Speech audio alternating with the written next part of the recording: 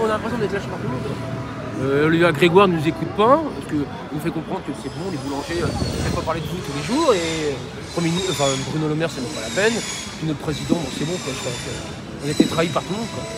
Là, tout le monde est un peu écœuré et gris, puis il y a une rage. Quoi. Parce qu'on ne demande pas d'argent, on demande de faire nos 15 heures et gagner de l'argent et payer nos factures. Pas de se faire on se fait escroquer, quoi. C'est du racket, quoi. Un particulier ne pourrait pas accepter ça. Les entreprises, nous, on est obligés. On est obligé de se taire, enfin taire, non, on va pas se taire encore longtemps, c'est pas possible. Ça va pas durer.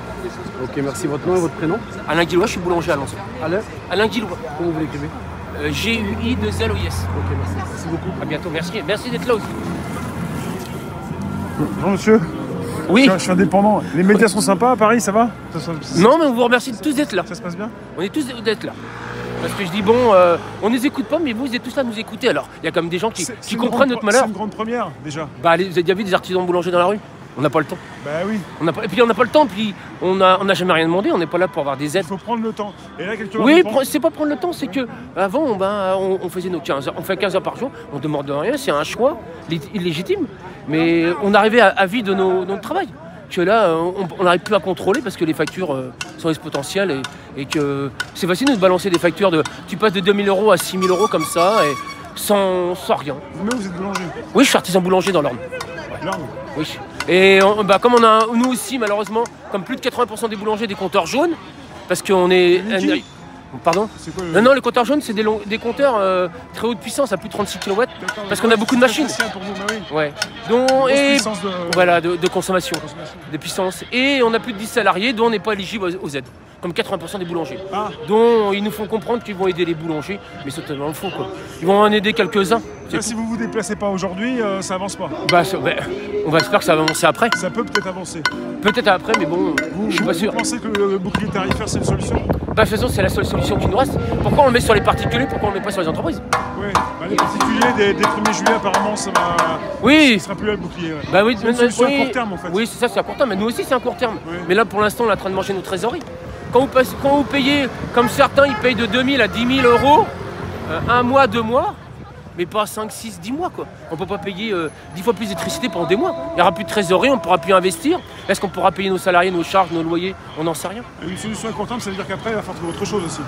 Ouais, mais quoi? Là, c'est pour maintenant, mais après, quoi, parce que, je veux dire, il ne peut pas nous demander comme ça des factures exorbitantes et qui a ni queue ni tête, quoi. Ni queue ni tête. Et puis, comme on dit, on peut pas réduire on peut réduire légèrement notre consommation, mais si on veut faire de la qualité, bah, on peut pas, je sais pas. On ne sait pas travailler comme ça. Je vous pose la question, vous allez me répondre si vous voulez. Oui. On m'a dit, j'ai ouï dire, les boulangeries, il y a pas mal aussi de congelés. Il y a des... Oui, mais ceux-là, ils vont être encore plus compliqué pour eux parce qu'ils ont des congélateurs qui tournent. Que nous on travaille au jour le jour quasiment. Oui. On a des chambres froides, on a des fermentaux, on a pour faire le pain, quoi, les pétrins, les fours. Comment on peut voir qu'une boulangerie vraiment fait tout son pain, tous ses produits? Bah, de toute façon, on ne peut pas afficher sur l'enseigne boulanger si on ne fabrique pas son pain. Il y a un décret qui a été signé en 1993. Pour les croissants, mais après pour tous les gâteaux. Bah après, tous les gâteaux, je pense que les gens ne sont pas dupes. Hein. Oui. Quand des gâteaux qui sont un peu trop réguliers, on comprend un peu. Enfin, je sais pas. Oui. Moi, j'ai des apprentis, et ils font pas tout parfaitement, quoi. Je veux dire, ils sont là pour être formés pour des futurs ouvriers. Oui. Et je veux dire, le travail, il est bien fait, parce que il faut pas faire n'importe quoi. Mais ce que je veux dire, après ça, ce débat-là sur les produits surgelés, comme vous dites, ça concerne que je pense pas une minorité de personnel, quoi. Vous ne sentez pas agressé? Je voulais pas vous attaquer. Ah non, mais non, pas du tout. Bah, moi, je fais rien, moi. Moi, je fais rien de. Je vous ai sous la main. Enfin, ah ouais, non, mais moi, je dis, je fais pas de surgelé. Alors bon, je m'en fous, hein. Mais je veux dire, ceux qui travaillent beaucoup avec le surgelé, bah, il leur faut des congélateurs. Je pense qu'ils vont consommer encore plus d'électricité que nous. Pour conserver après. Bah oui, parce qu'ils sont forcément livrés en surgelé, je pense. Ouais. Alors, mais bon, ça concerne peut-être les grandes chaînes, hein, la Micheline et tout ça. Je ne citerai pas d'autres noms, mais bon, on sait bien comment ils fonctionnent. Hein. Parce que les Français veulent de la qualité et tout le monde n'a pas envie d'acheter sa baguette au supermarché. Oui, mais nous, on a une belle clientèle parce qu'on travaille au bio, on fait beaucoup de farine à l'ancienne. Nous, on a une clientèle qui sait ce qu'elle trouve chez nous. Oui, des pains de qualité et la pâtisserie de qualité. Voilà. Ouais. Après, il faut s'adapter aussi à sa clientèle de quartier. Hein. C'est une clientèle qui est malheureusement, qui a un pouvoir d'achat qui est peu élevé, ne va pas acheter des gâteaux non plus à 6 €. Hein, je veux dire, ce qui est logique. D'ailleurs, vous êtes soutenu alors donc par notre clientèle alors? Oui, tout à fait. Il y a des amis à nous qui sont clients, qui sont là avec nous là. Parce qu'ils sont artisans du bâtiment, mais ils se sentent aussi concernés. Parce qu'ils disent demain c'est vous, aujourd'hui c'est vous, demain ce sera peut-être nous. Ouais. Si jamais vous montez un petit peu vos prix, ils seront là aussi pour peut-être aussi continuer le... Ouais, mais on peut pas augmenter le prix même de 5%. Mais ça va pas résoudre les factures d'électricité, quoi. C'est comme le bouclier temporaire, je pourrais vous dire, c'est temporaire, c'est pour. Mais on peut pas dire aux gens on augmente et on rebaisse dans 6 mois parce qu'on sait même pas où qu'on va. Regardez, le beurre il est en train de chuter là, le prix du beurre. Ah oui. Mais par contre, la crème et les œufs, c'est en train d'exploser. Pourquoi le beurre il chute? Tous ces produits là que pour vous, première nécessité pour votre travail, c'est aussi soumis à une spéculation, non? Oui, bien sûr. On a été obligé. Le problème, c'est qu'on mange nos trésoreries parce qu'on est obligé d'acheter du gros volume.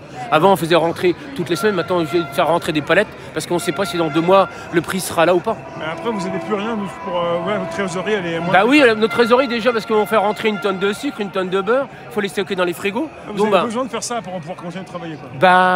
Ben oui, parce que quand vous achetez une tonne de sucre, vous avez un prix par rapport à quelqu'un.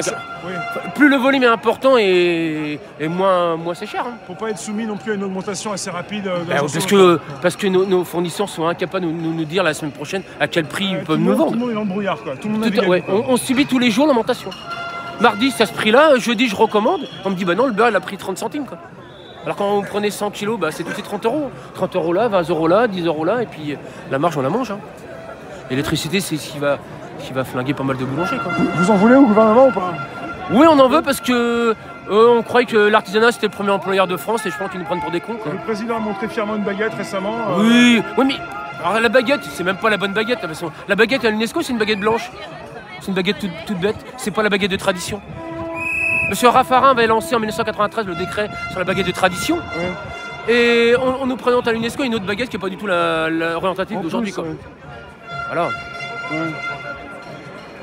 Les trésoreries, c'est votre entreprise qui sort l'argent. Bah oui, mais pas vous, personnellement. Ah bah non. Mais bon, beaucoup vont forcément. Je pense qu'il y a des pauvres gars qui vont vouloir sauver leur entreprise et qui vont prendre leur argent personnel, quoi. Et je les comprends très bien. Hein. Ouais, quand des fois, on rentre de vacances, les trésoreries sont à mal. On est obligé de négocier en banque. Quand vous voulez négocier en banque des découverts, quand on n'est pas capable de dire aux banquiers les factures qui arrivent, quoi. C'est impossible.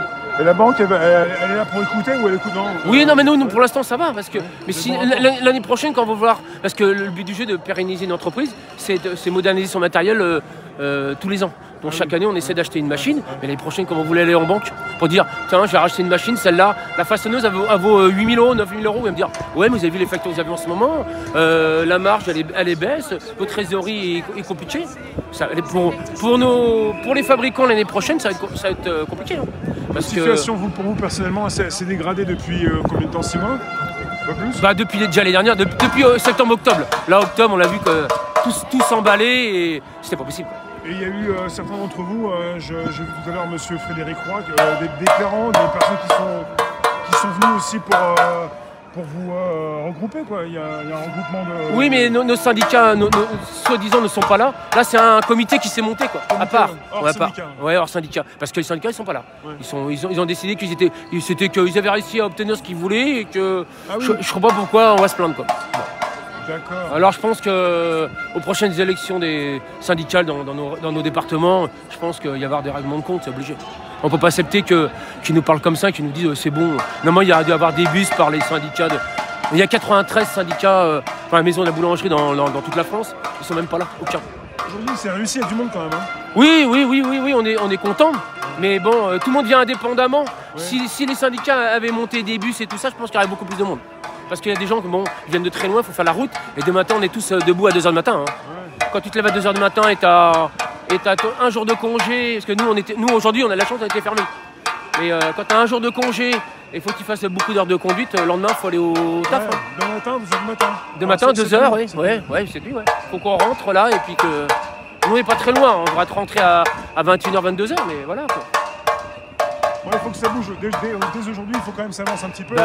Oui. Vous êtes prêt à revenir après pour notre... Après, on va voir ce qui a été dit et ce qu'il va annoncer là, mais je pense qu'on est noyé par le fait qu'en ce moment on parle des retraites et que ça arrange bien le gouvernement en ce moment. Il y a plein de choses en ce moment, il y avait aussi le médecin le 5 janvier, beaucoup de personnes de métiers différents qui bougent. Hein. Oui. C'est 2023, vous le voyez comment? Nous pour l'instant, on se dit chaque année, ah bah vivement l'année prochaine, mais alors là, on savait que 2023 ça va être compliqué. Et personne ne s'est dit fin 2022, vivement 2023, parce qu'on savait que c'était encore pire que 2022. Quoi. Et on se dit vivement 2024, on espère. La galette des rois pour le mois de janvier, c'est un gros chiffre d'affaires. Oui, c'est un très bon mois pour nous. Surtout là, c'est qu'on mange énormément d'électricité parce que les fours tournent en permanence pour cuire les galettes. Quoi. Ouais. Alors du matin, moi j'allume mes fours à 3h du matin et je les éteins à 17h, 18h. Et je peux pas les arrêter parce qu'ils sont pleins de pain ou de galettes. Quoi. Je veux dire, c'est impossible. Quoi. Ralentir notre consommation d'électricité, c'est baisser le chiffre d'affaires. Baisser le chiffre d'affaires, l'État ne se rend pas compte qu'il y a moins de salariés, il y a moins de TVA pour eux. Et on se mord la queue là. On nous fait comprendre qu'il faut faire des économies. C'est un effort de guerre pour envoyer de l'argent à l'Est ou vous pensez à tout ça? Non. Vous pensez à tout ça, tout ce qui se met en place là? Non. C'est pas ça? Non, c'est la spéculation qui a été faite par pas mal de monde et qu'on est en train de payer maintenant.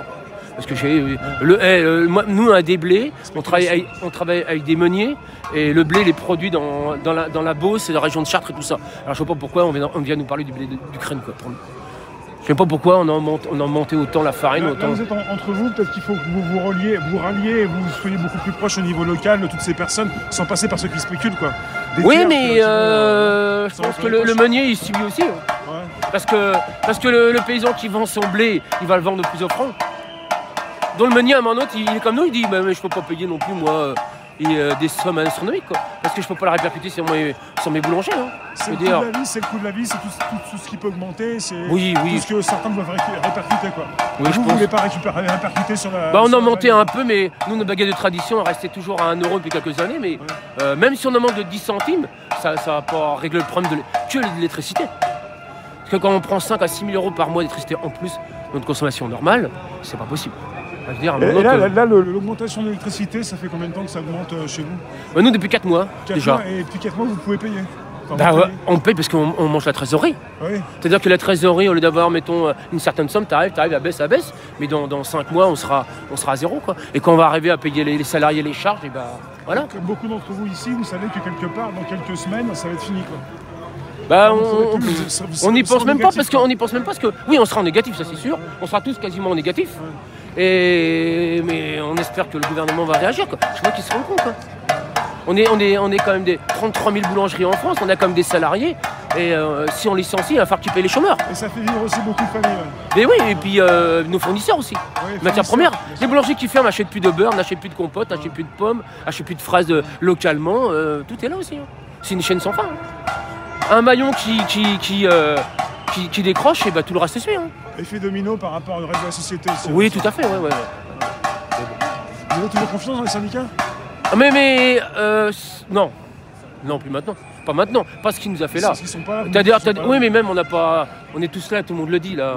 Ouais. Et il pouvait pas les présenter la galette au président de la République et ne rien dire. Il pouvait pas. Ouais. Là, c'est là qu'on a été dit, il nous a trahis et puis il a pu continuer. Il aurait pu mettre au moins, comme moi j'ai fait là, quelque chose sur le bras, un brassard noir pour dire on respecte le président de la République, on y va. Parce que le président a fait la galette dernièrement. Et chaque année, la fédération de la boulangerie y va, emmène nos apprentis et d'autres personnes. Et voilà quoi. Et là, on a l'impression qu'il nous a trahis. Quoi. Enfin, c'est pas une impression, c'est certain. Il a eu un comportement qui n'était pas digne d'un président. C'est un peu ça qui vous a fait bouger aussi vous. Oui, c'est ce collectif. Ce collectif-là s'est monté pour ça. Parce qu'on s'est dit c'est pas possible quoi.